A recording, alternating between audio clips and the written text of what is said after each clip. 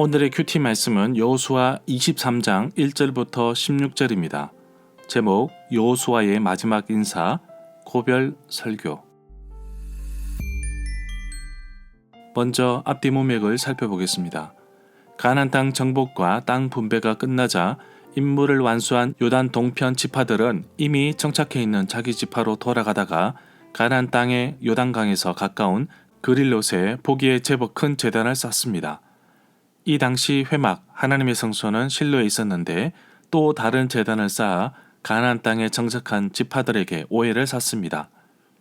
가나안 땅에 있는 이스라엘 사람들은 제사장 비느하스를 보내어 과거 보을 사건과 아간 사건을 떠올리면서 여호와께 반역하느냐고 다그칩니다. 요단 동편 지파 사람들의 자초지종을 듣습니다. 적극적인 해명으로 오해는 풀렸고 화해로 이어집니다. 가나안 정복에 앞장섰던 요단 동편 지파 사람들은 이제 이방 모압 지역에서 살아야 하는데 여호와를 섬기면서 사는 동안 후손들이 혹시 가나안 땅 요단 서편에 사는 후손들에게 배척당하지 않을까 염려가 되어서 마치 기억 속에 남을 무언가를 남기기 위해 제단을 쌓습니다. 이 제단의 목적은 반역이 아닌 연합이라는 사실을 깨닫고 이 제단의 이름을 엣이라고 불렀는데 여호와께서 하나님이심을 우리가 믿는 증거다라는 뜻을 가지고 있습니다. 가나안 땅의 정복 전쟁이 끝났지만 아직까지 정복하지 못한 땅들이 많았습니다. 여호수아 13장 1절에 보면 여호수아가 나이가 많아 늙었다고 말하고 있습니다. 여호수아가 더 늙기 전에 땅을 분배하여야 합니다.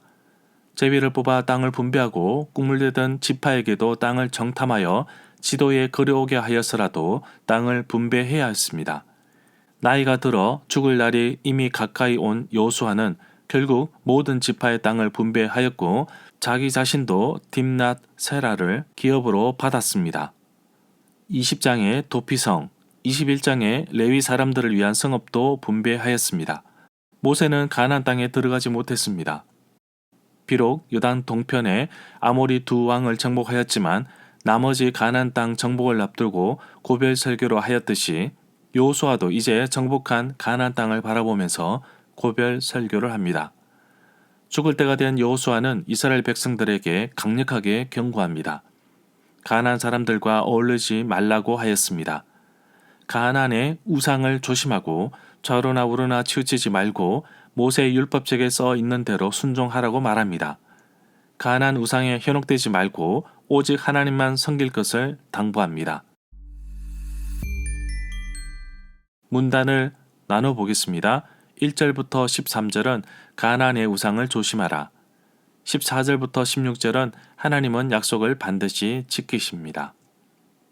1절에 보면 이미 여호수아 13장 1절에서 나이가 많이 들었다고 하였습니다. 그래서 서둘러 가나안 땅을 분배를 실시하였습니다.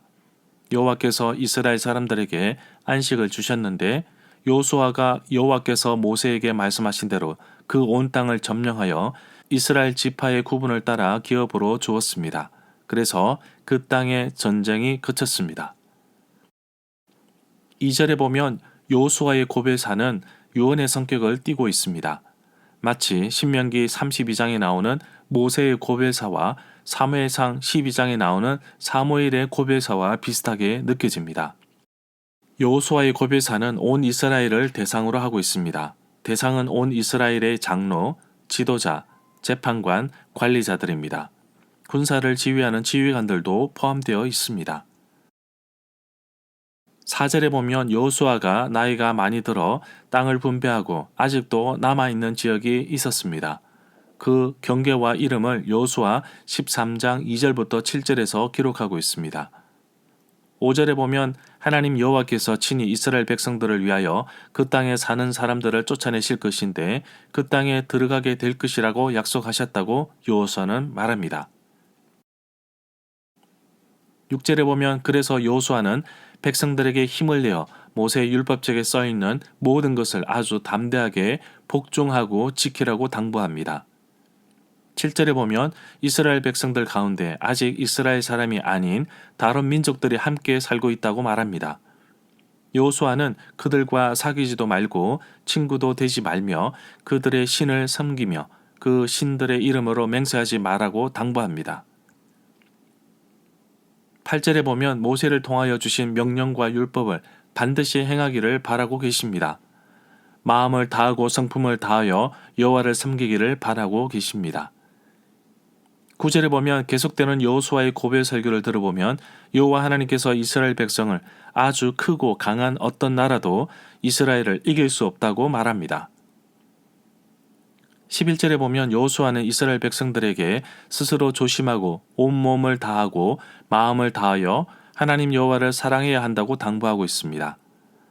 12절에 보면 이방 민족들과 혼인관계를 금지하고 있는데 여호와 하나님께서 이방 민족들과 혼인관계를 금지하신 까닭이 출애굽기 34장 16절과 신명기 7장 3절에도 나오는데 근본적으로 금지하고 있는 이유는 이방 종교와 혼합되어 여호와 하나님을 등지고 죄에 빠지기 때문입니다. 13절에 보면 여호수아의 고별 설교에서 이스라엘의 장로들과 지도자들과 재판관들에게 확실히 알 것을 당부하고 있습니다. 사사기에서 본격적으로 이방 민족을 쫓아내지 않아 결국 옆구리에 가시가 되었고 그들이 섬기는 신들이 올무가 되었다고 말하고 있습니다. 이미 광야에 있을 때 경고하셨습니다. 그들의 신을 섬기면 그 자체가 올무가 된다는 것입니다.